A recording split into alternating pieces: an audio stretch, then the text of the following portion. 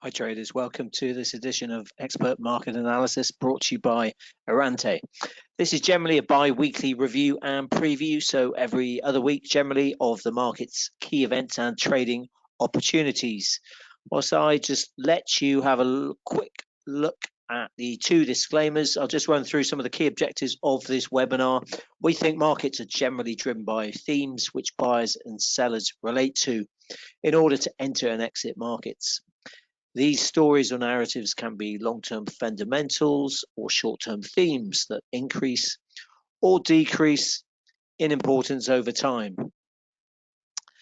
This week, we'll just look at a busy calendar actually that we've had over the last few days. So we'll review today's UK CPI data, important for the Bank of England's meeting in June, although we need to remember we do get another CPI report actually before that meeting. We'll also look at Eurozone PMIs out yesterday and then review the RBNZ meeting, a surprise sort of dovish 25 basis point hike if you like. And we'll look at all the associated currencies with those. So we'll look at cable, sterling against the dollar, euro dollar, of course, and Kiwi against the dollar as well. We'll then preview this week's main event, which is the US core PCE data that's released on Friday, along with UK retail sales, I think, first thing in the UK. But of course, overriding all of this is the debt ceiling drama, the hope for resolution in the debt ceiling in the US, which is essentially gripping markets really front and center of investors' minds. The debt ceiling clock is really ticking and creating jitters really about a potential default. Markets then have been following this sort of fiscal drama step by step. So recently there was a partial breakdown in negotiations last Friday. Then we had a sort of reconciliation and new staff level talks over the weekend, which kept alive hopes that President Biden and Speaker McCarthy would eventually reach agreement ultimately by the end of this week. However, overnight then we've had sort of less movement on any resolution, and of course stocks took a turn for the worse. Pretty much the first time they've taken a turn over 1% in the build up to this resolution potential. That said, of course, any progress on talks, we have to say, had been prompting some re-rating of US growth expectations. And paired then with recent hawkish comments by Fed officials, markets have been shifting towards a more hawkish, really, set of expectations for the near and medium term. Of course, that said, again, the volatility in the debt limit sentiment also means volatility in rate expectations and, of course, the dollar. I've just pulled up a chart here which is really demonstrates how the default now looms as a real possibility, certainly in the minds of money market traders. So this is the 1 month T-bill yield. It's not traded a lot, it's quite a liquid, but it just shows you how we've had this big spike in that yield back to levels not seen, concerns seen since the GFC in 08 essentially. So that's where we are with that 1 month yield in the yield in the 1 month US Treasury, which just shows you, what money market traders are thinking. That T-bill yield, that's meant to be this, or the Treasury bill essentially is meant to be the safest investment on the planet, essentially. But now we're higher than actually GFC in 08. And really the volatility in this quite sort of illiquid, as I say, boring investment really is quite exceptional.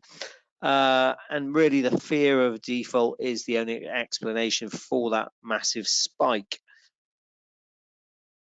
On the other hand, if you look around markets, with the exception of credit default swaps on US debt, then generally there is this optimism that a deal will eventually be reached in Washington, and all the drama in DC really is viewed as political theatre that can largely be ignored. We've said it, I think we said it a few weeks ago, but these talks generally go to the brink. That is how they work, and markets should expect that, but markets get fearful, people get fearful, there's jitters, and therefore risk sentiment is affected. A last minute deal generally does happen. It has happened historically pretty much all the time. And I guess it's this fear that something dreadful might happen. And it's the fear of that dread really which will get heads banging together and see a resolution eventually. Certainly market reaction, or markets may take more of a tumble, risk markets essentially, to get people to get to a resolution. But it, of course, does diminish the standing of the US again to run its economy as well as being an anchor for the rest of the world. As far as timings go, a deal really needs to be struck by this Friday, so the 26th. It's a US Memorial Day holiday on Monday, the 29th. So really, time for a vote would then be by the 30th for then signature before the end of next week. And ultimately the 1st of June, which is when Treasury Secretary Yellen has said the US government will run out of money and not be able to pay its bills. I think, interestingly, we need to also focus on some of the comments out of some of the speakers, the Fed speakers recently. The June rate hike pricing actually climbed to around 40% last Friday, but then Fed Chair Powell spoke and he brought that closer to 10%. He stated that the discussion around inflation being far above target and the Fed is strongly committed to returning to the 2% goal. However, he noted subsequently that policy rate may not have to rise as far as otherwise due to tightened credit conditions. And we've talked about that a lot over the recent weeks. Really a big point to remember about the banking crisis and about the tightening of both lending standards and, of course, credit conditions. Certainly data will be key, and Chair Powell added that, again, the risks of doing probably too much versus doing too little are becoming now more balanced. So all in all, given, of course, recent positive short-term reaction of the dollar to debt ceiling news, and assuming a stalemate eventually gets resolved in time, we could see this dollar sort of staying supported, especially given any data releases could underpin support really and bolster more hawkish repricing of Fed expectations and the delivery of rate cuts later this year. We'll look at the DXY shortly, as well as some of the the CME Fed Watch tool. But before we get to that, just around stocks then. Let me just pull up a quick chart, which is the S&P 500 weekly chart. We like to look at this over a longer term, really. As I said, stocks slid yesterday over 1% on the impasse around the debt ceiling agreement, really. S&P closed down lower by 1%, over 1%, 1.12%, you can see, having gained around 1.7% last week. So you can see they're not quite giving up all the gains. Tech heavy Nasdaq, that chalked up its 4th straight week of gains actually last week, 3% advance, but then gave back 1.28% yesterday. That's Nasdaq 100. I think this week the most we still get results, and the most monitored in the US will be Nvidia later today after the close, I believe. A giant chip maker, of course, this is, and its share price has jumped around 120%, I think. So one of the biggest winners, if not the biggest winners, in the S&P 500 this year. investors' expectations are very high because of the company's advantageous position in the rapid development in generative AI, artificial intelligence, and of course then the resulting demand for computing power. Whether the bar is set too high will be interesting for Nvidia, and especially that huge rally that we've seen this year, as I mentioned. We also get home improvement giant Lowe's results, and also discount retailers Costco and Best Buy reporting this week. So it really will give investors a really good and better gauge about the purchasing power of US consumers going forward. As for technicals, you can see on the weekly, 4,200 is the key resistance zone level. Everybody's watching it. The January high was at 4,195. You've then got that grey line, which is the 100-week moving average, now below 4,200, 4,199 that is. We tried numerous times, couple of occasions, few occasions to get above that last week. 4212 the high, but couldn't close above it. And then this week 4209 the high, and we're moving lower now. So massive resistance really level that 4200. If you go into the daily, you can see punching above it slightly, 4195 that level from January, but then not being able to close above it and then rolling over again. Support levels probably around 4120 and then 4086. That's the 50-day moving average.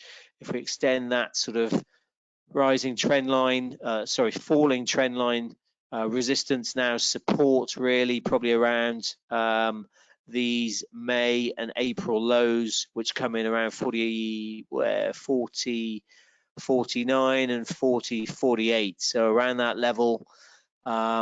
And the 100-day moving average, at 43, then that sort of zone of support if we move through this sort of range trading that we saw over the last few weeks in May. As for the NASDAQ 100, let's have a quick look at that. Weekly, you can see a nice move up, bullish move higher from sort of bullish consolidation above that 12,880 level. We've been highlighting that from that January high. So we stayed above there on weekly closes, so that was positive for us. And then we pushed higher up towards that mid-August high at 13,720. We closed just below there, having made a new high at 13,893. So that high we haven't seen since April of last year. So over a 1-year high there. But then we've rolled over, of course, yesterday, and you can see that high on Monday, 13,893, and then just rolling down below that 13,720 level as well. So potentially first sort of support is probably from the breakout level around, where are we, 13,500, say. That'll be initial support to see if we can bolster this long-term bullish momentum. Also probably point out the DAX, really interesting. Germany's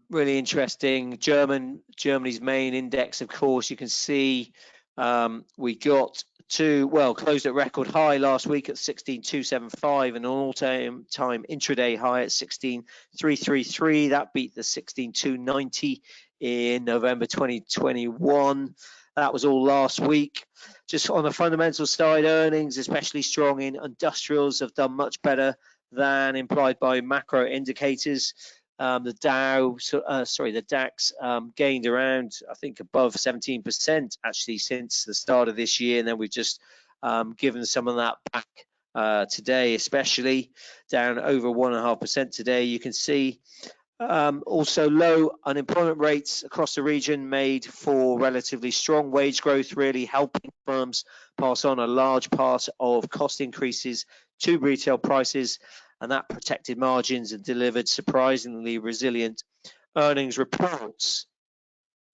That said, of course, we've got this debt ceiling jitters. We've also got China's faltering recovery, and then those tighter credit conditions potentially being concerns going forward. You can see on the weekly then, we pushed up to that high, and then just sort of pulling back now, back towards, below that breakout level. So potentially slightly negative then, and we get back into this sort of range.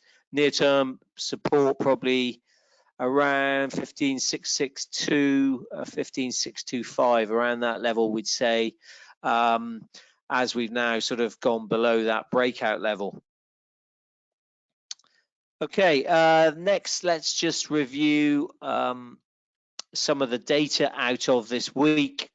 Some really big data, actually. Firstly, we had UK CPI just out this morning. April CPI, that was 1.2% on the month, 8.7% the headline year on year. That's against expectations for a 0.7 month-on-month rise and an 8.2% rise year on year. So much higher than expected, or even though it was lower than the 10.1% seen in the previous report in March. The core was especially worrying. Year-on-year reading for April jumped to 6.8% versus 6.2% expected, and 6.2% actually previously. That was the highest core reading since March 1992. You can see on this chart, I've got another chart to show you, but on this chart was where we were expecting rates to fall 8.2%, but jumped to 8.7% on the headline, and then that core not moving lower, but moving actually higher. So very worrying. And you can see on this chart, the core reading here jumping up to, highest since March 1992. 31-year high in the core reading. Much of stepping back, much of the headline downturn was telegraphed really due to energy base effects, which dropped off after the sharp rise in prices following the Russian invasion of Ukraine a year ago. That essentially led to last April's 50% surge in household electricity and gas prices. And that being now over a year ago, then that's dropped out of comparisons in the year-on-year numbers. So that's essentially what base effects means. Just going forward then, by July, when consumer bills, they're set to fall by roughly 20%, and then utilities will be contributing almost nothing to the overall inflation rate. And then by October, actually, it will be a net drag. But as I say, most worryingly was the core print, rising 0.6% above expectations.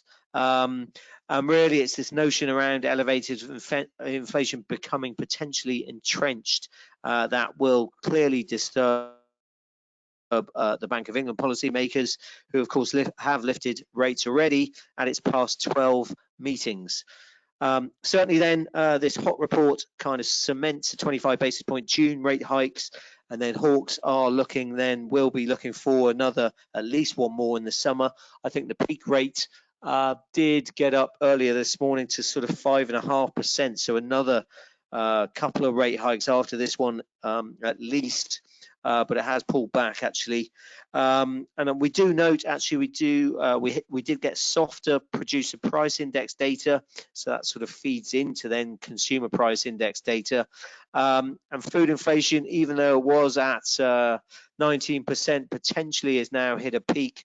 We note that supermarkets announced cuts to milk prices, and then potentially then that will feed through as we see this probable peak in food inflation, though well, we've not said that before, but I know other economists have said that before. 19% year on year, around that figure now, food price inflation in the UK.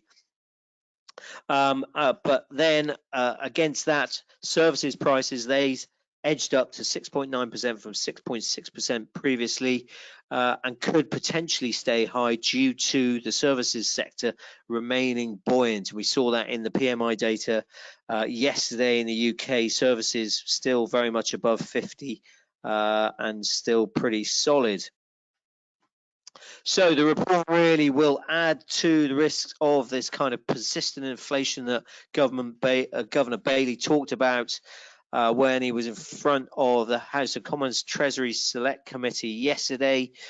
He indicated actually that inflation was likely to fall more gradually to the bank's 2% target than initially envisaged, and there kind of is no doubt this report kind of confirms that, and is a major headache for the MPC, who will be wary, of course, of ratcheting up in interest rates to bring down inflation quicker, then that impacting on growth going forward, the potential for a hard landing, and of course potentially as well revealing any cracks in the system, if you like.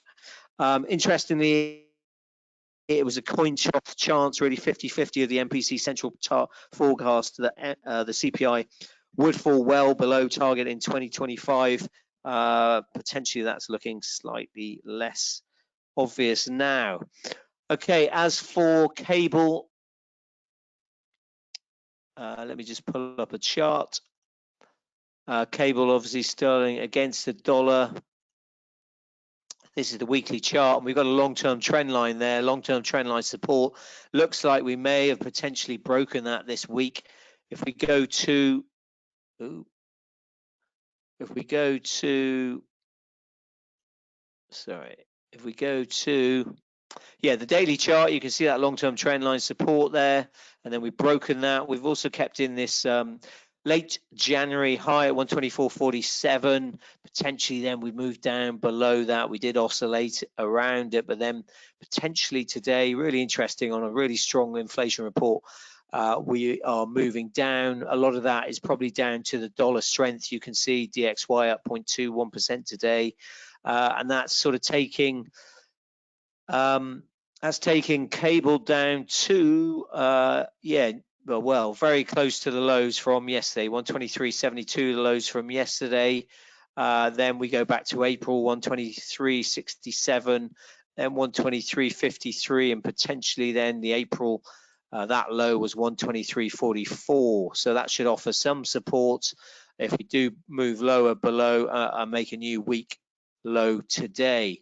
Really interesting on a strong inflation report when interest rate expectations are rising strongly, and yet sterling is struggling slightly. Certainly against the dollar is seeing strength against most currencies there. You can see against the dollar, against the euro, of course. And it's all down to obviously the debt ceiling issues.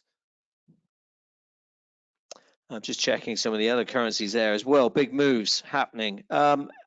Just before we get to the RBNZ, actually, then let's just look at euro dollar.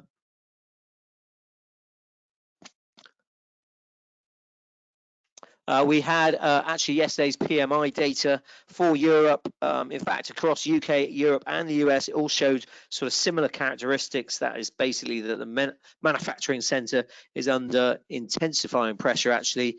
But the all-important services economy, which is a bigger part of the economy, of course, is generally very, very solid. For the Eurozone, preliminary PMI data was kind of mixed. We had French services data that weakened more than expected, while German services strengthened more than expected, 57.8 from 56, so well above that 50 line, denoting sort of contraction expansion. Manufacturing in both countries, that said, especially in Germany, was soft. So the overall results for the Eurozone reflected broadly weaker than expected activity in both services and manufacturing, and that saw the composite reading come in at 53.3, so lower than the April reading of 54.1, although of course it still suggests positive momentum, with especially service sector inflation remaining elevated. As for the euro and the ECB, of course, well, the euro, along with the yen, has been one of the biggest casualties of the dollar's comeback recently, even though there's been sort of no dramatic repricing of rate hike probabilities for the ECB. We've had hawkish comments by President Lagarde actually last week. She reinforced her pushback against the notion of any kind of pause by the ECB. I think we get her speaking later today. We also had Philip Lane, de Guindos, Villeroy, de Cos also speaking recently, sort of reiterating this June hike, which is pretty much nailed on now. And markets then fully pricing in actually probably pretty much, I think, another hike, 25 basis point hike, that would be after June by September. It kind of seems as though ECB speakers aren't really moving the dial much in the euro, and especially it seems unlikely that any speakers going forward can kind of push short-term euro rates that much higher, it would seem. As for euro dollar, well, we've had stretched long positioning, which coming into the debt ceiling negotiations really meant the pair was vulnerable to corrections, and that is what we've seen, of course, and you can see that in the chart, of course.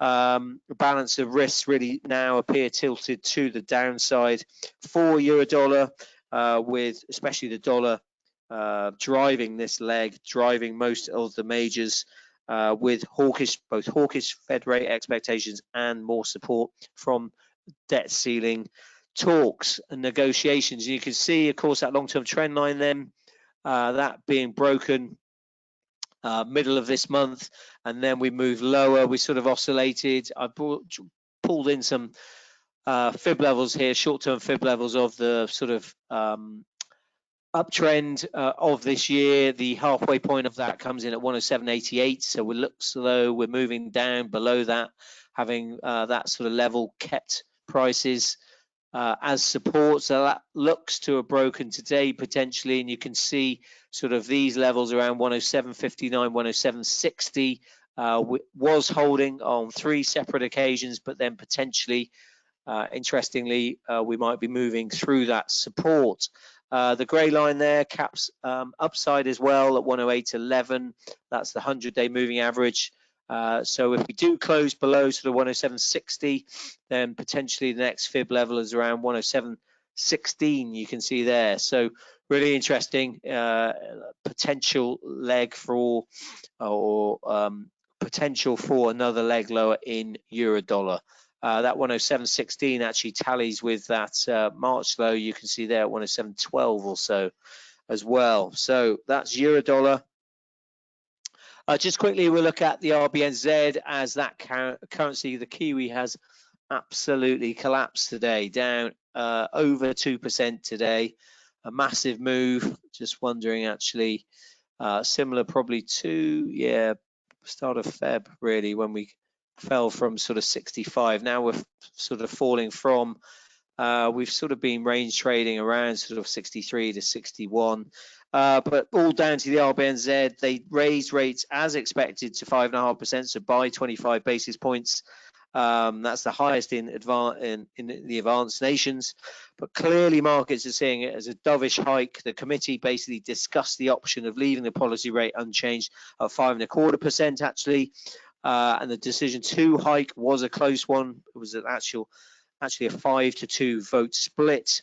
But it was all about rate projections, as they're seen really being as we're now at the peak of the tightening cycle in New Zealand, and that rate cuts are possible from the second half of next year. Cast the minds back prior to the decision. Really the recent spending boost by the government, also an upward revision in growth forecasts and rising migration, had led to many economists expecting the RBNZ would signal more hikes in its new rate projections, because we got to 5.5% actually in its previous projection in February. But the new ones certainly are showing now that 5.5% is the peak as far as the RBNZ is concerned. As I said, the market was projecting more hikes, at least 2 more hikes actually before this meeting.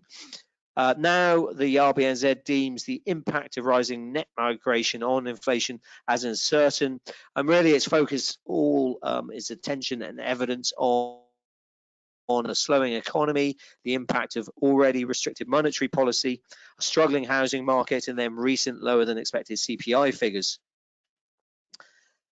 As I said, the the Kiwi dollar has fallen sharply. You can see there over 2%, and through, of course, through 62, and then through the January low. That's that thick jotted line what we've got there at 61.91, that level, because we have been trading around it.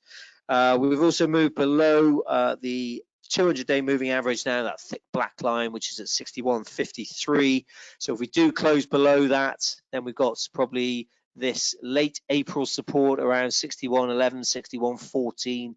And then, of course, the March year-to-date low at 60.84. That should offer some strong support because it's sort of held prices really over this this year. So really interesting Kiwi move to see on the back of course, dollar strength as well, pushing that lower, whether we can hold below there and potentially or not rebound or push below sort of 60.84 being that year-to-date low in Kiwi dollar.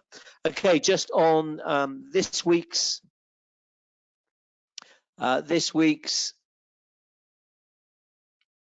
main risk events. Well, we've covered most of them actually now because they've happened, but we just want to go to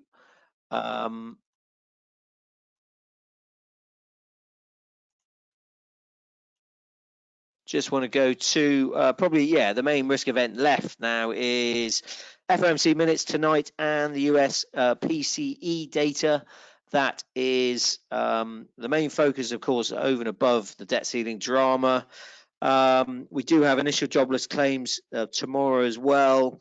But the Fed minutes, yeah, for tonight from the May meeting will reveal really the strength of the pause signal for June. Plus, it'll give us views around the debt ceiling concerns, of course, and also the banking crisis as well. That said, of course, Powell has been on the wires recently. He reconfirmed his inclination for a pause.